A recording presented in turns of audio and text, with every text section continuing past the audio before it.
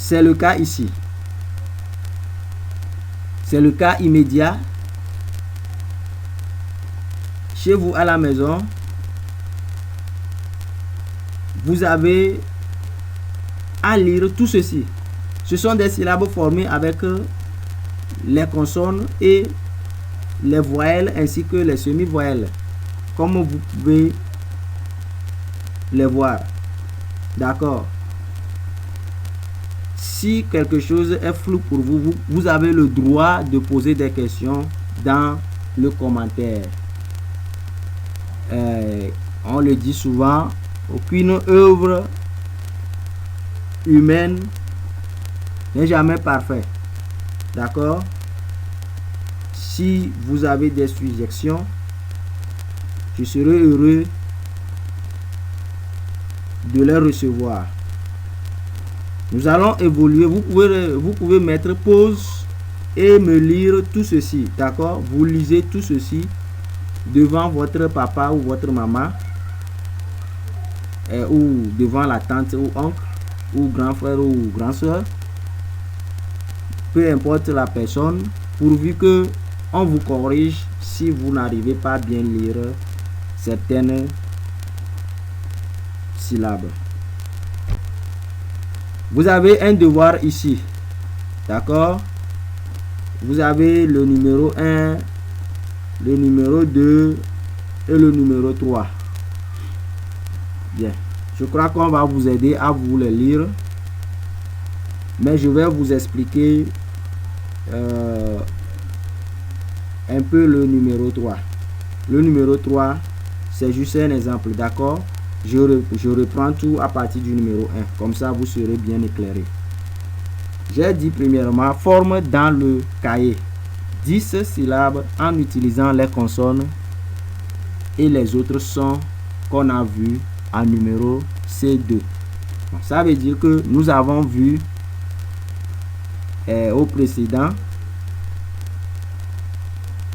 certaines lettres, d'accord, que j'ai dit tout à l'heure qu'ils sont, ou bien quelles sont des consonnes et d'autres qui sont des voyelles et même des semi-voyelles. Ça peut être même des sons, c'est-à-dire de façon générale des graphèmes, d'accord, ou bien des écritures. Alors, vous allez former seulement 10 syllabes pour moi. 10 seulement. Vous formez ces syllabes pour papa. Papa va voir si vraiment vous avez compris ce qu'on a déjà fait. D'accord? Et maintenant, au numéro 2, vous allez lire ces différentes syllabes que vous aviez formées vous-même. Vous les lisez. Papa va vérifier pour voir si vraiment vous arrivez à lire ce que vous aviez formé. Bien. Au niveau du numéro 3, j'ai dit de donner leurs syllabes inverses. C'est-à-dire que les syllabes que vous aviez précédemment formées, dans le numéro 3 maintenant, vous leur attribuez par une flèche, comme je l'ai fait dans l'exemple, leurs syllabes inverses. C'est un travail qui va beaucoup vous aider. Il faut que je vous l'explique comme ça. J'ai donné exemple de syllabes inverses. Je prends la syllabe ba qui est formée par b et a, c'est-à-dire ba, d'accord? La syllabe inverse de ba, c'est ab. Vous voyez en bas sur la deuxième ligne, b et o, qui est la syllabe bo, c'est-à-dire la syllabe bo. Sa syllabe inverse, c'est ob. Maintenant, la syllabe bi.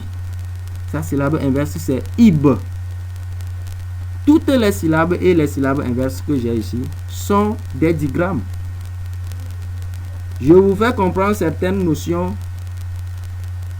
et en même temps, parce que ça pourra aider même certaines personnes. J'avais mentionné dans le public cible que je m'adresserai également à certains maîtres et aux répétiteurs, pas seulement les enfants et les autres personnes. D'accord? Donc, nous pouvons apprendre la pédagogie à travers ces vidéos. Pour dire que nous avons en même temps ici des digrammes. On n'a que des digrammes ici. c'est-à-dire des syllabes qui sont formées de 2 lettres, ou bien qui sont formées par 2 lettres seulement. D'accord? Voilà. Et lorsque c'est par 3 lettres qu'on dit que ce sont des trigrammes. On est d'accord? Bien. Nous allons évoluer. Je crois que ce devoir sera bien fait grâce à vous, papa et maman. Hein. Merci beaucoup pour votre collaboration. C'est toujours votre cher professeur à l'école primaire, Monsieur Madou. Nous allons évoluer avec les autres parties. Recopie ces lettres dans les cases de ton cahier et colorie les voyelles. Ici, ce que vous allez faire, c'est simple. Je préfère que chaque enfant chez lui à la maison prenne un cahier. D'accord? Ça aussi, ça va l'amener à bien écrire dans le cahier. Bon, dans le cas où il n'y a pas de cahier, le tableau est disponible, ou même l'ardoise. Mais pourvu qu'il y ait des traits de couleur, alors le tableau sera bien adéquat à utiliser. Ou bien, lorsque vous avez des crayons de couleur, vous pouvez également utiliser le cahier pour le faire. Vous avez déjà des cases dans vos cahiers. S'il vous plaît, chers parents, faites reconnaître ces différentes cases par vos enfants à la maison. Et je le dis comme ça parce que le maître ne peut pas tout dire à l'école. Hein. Le maître ne peut pas tout dire à l'école. Donc, c'est un travail de collaboration. Donc, faites-leur découvrir ces différentes cases et aidez-les à recopier ou bien à reprendre ces lettres-là dans ces cases dans leur cahier. D'accord? Nous avons ici dans la première case, dans l'angle supérieur gauche, la lettre A. Excusez-moi d'avoir vous présenté ça en majuscule. C'était une petite erreur. J'allais corriger ça. Donc, ils n'ont qu'à l'écrire en minuscule cursive. D'accord? Ensuite, on a E, F, etc. Donc, ils vont reprendre ces lettres dans les cases. On ne va pas voir 2 lettres dans une seule case. Une lettre par case. Et donc, une fois déjà faite, ils vont colorier avec n'importe quelle couleur les cases dans lesquelles se trouvent les voyelles ou bien une voyelle. D'accord? Et chacun de vous sait déjà ce qu'on appelle une voyelle. On a 6 seulement. Et je crois que dans le tableau, nous n'avons pas de semi-voyelles. Je ne vais même pas mettre accent sur les semi-voyelles parce qu'on n'a pas trop besoin d'aller jusque-là. Donc, vous allez colorier seulement les voyelles que vous reconnaissez dans le tableau. D'accord? Merci beaucoup pour votre attention. Nous allons continuer. Je crois que nous sommes à la fin, mais il faut que je donne un petit conseil à tous ceux qui encadrent les enfants à la maison. Vous pouvez être un répétiteur ou un maître. Quand je vous le dis, je le dis également à moi-même. On ne cesse pas d'apprendre. Un adage dit, celui qui cesse d'apprendre doit cesser d'enseigner. Et donc, moi-même, je ne cesse pas d'apprendre une fois que j'ai encore le désir d'enseigner. Le conseil est ceci. Aucun enfant n'est robot. Vous devrez veiller à ce qu'il s'exerce plusieurs fois, reprendre jusqu'à maîtriser ces choses. Tout le monde n'est pas génie. Voilà. Ceci pour dire que tous les enfants n'ont pas le même niveau. Il y a certains enfants qui comprennent très vite. Une fois qu'ils ont attendu, c'est fini. Ils ne vont plus jamais oublier. Ces enfants sont des génies. Qu'il ait appris ou pas, il va réussir son examen. Mais il y a d'autres enfants, vous pourrez leur parler de la même chose. Une fois, 2 fois, 3 fois, 4 fois, 5 fois, 6 fois même, il n'a pas encore compris. Nous connaissons ces enfants-là. Nous sommes tous les jours avec eux. et nous les avons découverts. Leur psychologie, nous les maîtrisons.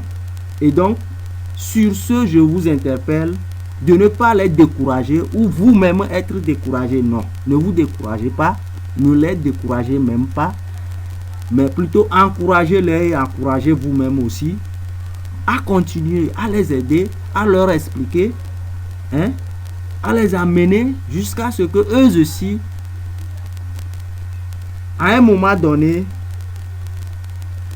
ils auront la grâce de passer ou bien de surpasser cette étape-là. Ce qu'ils n'arrivent pas à comprendre pendant ou bien après plusieurs exercices, je crois qu'à une certaine énième fois, ils vont pouvoir maîtriser cette chose et c'est fini pour une fois. C'est-à-dire, ils ne vont plus jamais l'oublier. Je crois qu'on m'a compris. Je l'avais dit tantôt qu'aucune œuvre humaine n'est parfaite. Nous restons ouverts à vos suggestions. Vous pourrez m'écrire sur WhatsApp. Je suis au Togo. Sur plus 228 98 82 43 41. Et je crois que vous aimez cette vidéo. Je ne fais pas ces vidéos pour plaire, parce qu'il faut plaire aux gens, non. Je fais ces vidéos pour que ces vidéos plaisent à mes enfants qui souffrent encore en lecture. Ouais, c'est ça. Je voudrais que ces vidéos puissent parcourir tous les réseaux si c'est possible et atteindre les élèves, les enfants du CP, même les enfants de CM. Il y en a, je les connais, dans beaucoup de milieux, je les ai une fois quand même croisés. Même aujourd'hui, ils existent dans différentes classes qui sont en CM ou CE, mais qui n'ont pas la base en lecture. Ils n'arrivent pas à lire. Ça, c'est un problème d'encadrement. Et donc, je le fais comme ça pour vous dire que à l'école, l'enfant peut être échappé à certaines choses, ou bien certaines choses peuvent l'échapper. Mais à la maison, il faut qu'il ait l'opportunité de se rattraper et de revenir et être au même niveau que les autres. Je crois que ça fait partie de la réussite. Ce qui est très important, c'est la volonté, le désir, l'effort et l'encouragement. Moi, ma devise, c'est qu'il y a un lendemain. Celui qui sait qu'il y a un lendemain doit beaucoup travailler pour que demain soit meilleur. Merci beaucoup. Nous sommes à la fin de cette séance. Et si vous voudrez, je crois que vous allez encore m'entendre dans cette petite capture de vidéo que je vais placer sous cette séance. Merci beaucoup.